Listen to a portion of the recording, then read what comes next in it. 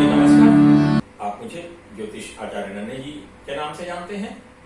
आप सभी का हमारे YouTube चैनल पर स्वागत है। आज के इस वीडियो में हमारी चर्चा का विषय होगा ग्रहों के अनिष्ट प्रभाव को दूर करने के लिए ज्योतिष शास्त्र में जो रत्न धारण करने की परिपाटी प्रचलित है, उस रत्न धारण करने का सिद्धांत क्या है। आइए बात को आगे बढ़ाते हैं। तो ग्रहों के अनिष्ट प्रभाव को दूर करने के लिए ज्योतिष शास्त्र में जो रत्न धारण करने की परिपाटी प्रचलित है, निरर्थक नहीं है। इसके पीछे भी विज्ञान का रहस्य छिपा है। समगुण वाली रश्मियों के ग्रहों से पुष्ट और संचालित व्यक्ति को वैसे ही रश्मियों के वातावरण में उत्पन्न रत्न धारण करवाया जाए तो वह उचित परिणाम देता है। कहने का तात्पर्य यह है कि रत्नों को धारण करने का भी कुछ एक सिद्धांत है। साधारण तौर पे जन्म लगन से संबंधित रत्न बेझिझक धारण करवाया जाता है, क्योंकि जन्म लगन पूरी जन्म कुंडली का ध्रुव केंद्र होता है। आइए अब जाना जाए कि कौन से लगन के स्वामी कौन से ग्रह हैं और उनसे संबंधित रत्न कौन कौन से हैं। फिर हम बात करेंगे कि रत्नों को धारण करने का सिद्धांत क्या है। तो पहले यह जान लें कि कौन से लगन के स्वामी कौन से ग्रह हैं और उनसे संबंधित रत्न कौन कौन सा है। तो सबसे पहले हम बात करेंगे मेष लगन की। मेष लगन के स्वामी मंगल होते हैं। मंगल का रत्न लाल होता है, रेड गोल्ड अंग्रेजी में बोलते हैं। मेष लगन के बाद वृष लगन। वृष लगन के स्वामी शुक्र। शुक्र का रत्न हीरा, सफेद पुखराज, सफेद जर्कन। वृष के बाद मिथुन लगन। मिथुन लगन के स्वामी बुध। बुध का रत्न पन्ना, जिसे अंग्रेजी में एमराल्ड बोलते हैं। पन्ना की एक उपजाति आती है मरगज, जिसे अंग्रेजी में जेड बोला जाता है, JADE, वह भी अच्छा काम करता है। एक ओनेक्स भी आता है, वह भी ठीक काम करता है। मिथुन लगन के बाद कर्क लगन। कर्क लगन के स्वामी चंद्रमा। चंद्रमा का रत्न मोती, मोनस्टोन। कर्क लगन के बाद सिंह लगन। सिंह लगन के स्वामी सूर्य। सूर्य का रत्न माणिक्य, जिसे अंग्रेजी में रूबी बोला जाता है। सिंह लगन के बाद कन्या लगन। कन्या लगन के स्वामी बुध।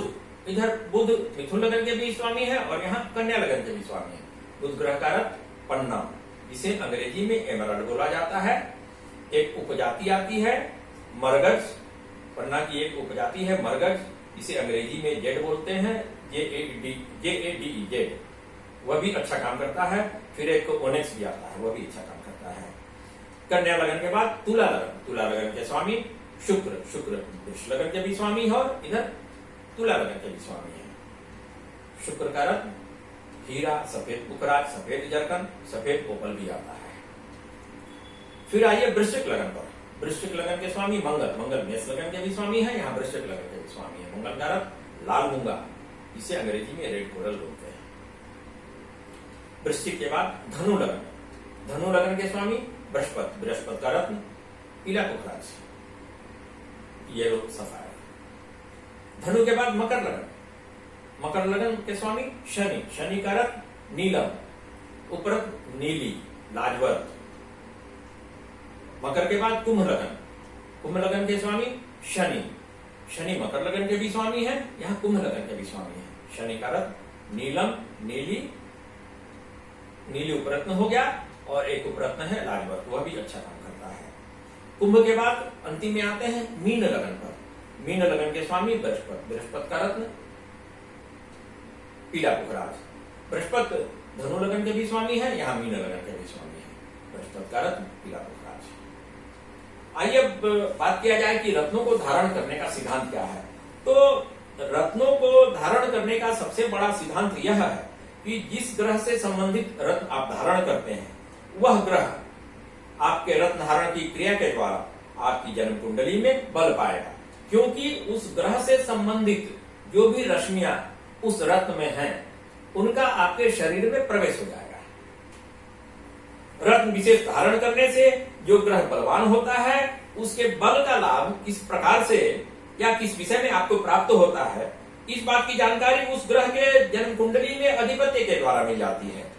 अर्थात जिन भावों का वह बलवान किया हुआ ग्रह आपकी जन्म कुंडली में स्वामी होता है और उन भावों से जिन जिन बातों का, व्यक्तियों का, गुणों का विचार किया जाता है, वह सब आपको अधिक पुष्ट और पक्के रूप में प्राप्त होंगे, क्योंकि वह ग्रह आपकी कुंडली में बल पाएगा आपके रत्न धारण करने की क्रिया के द्वारा।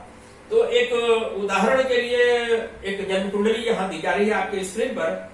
यह धनु लग्न में जन्म लेने वाले जातक की कुंडली है। यह धनु लग्न में जन्म लेने वाले जातक सूर्य ग्रह का रत्न माणिक्य धारण करते हैं, तो उसका परिणाम क्या होगा? धनु लग्न वालों के लिए सूर्य नवम भाव यानी कि भाग्य स्थान के स्वामी होते हैं। यह धनु लग्न के जातक सूर्य ग्रह का रत्न माणिक्य अर्थात रूबी धारण करते हैं, तो क्या होगा कि नवम भाव से जिन जिन बातों का, व्यक्तियों का, गुणों का विचार किया जाता है, वह सब फलेंगे, फूलेंगे। तो इसका परिणाम होगा कि आपका संबंध राज्य अधिकारियों से मधुर हो जाएगा, सुधर जाएगा। आप राज्य कृपा के पात्र बनेंगे। आपकी उन्नति में, प्रमोशन में आने वाली विघ्न बाधाओं का निराकरण होगा। आपके पिता की आयु में, स्वास्थ्य में वृद्धि होगी।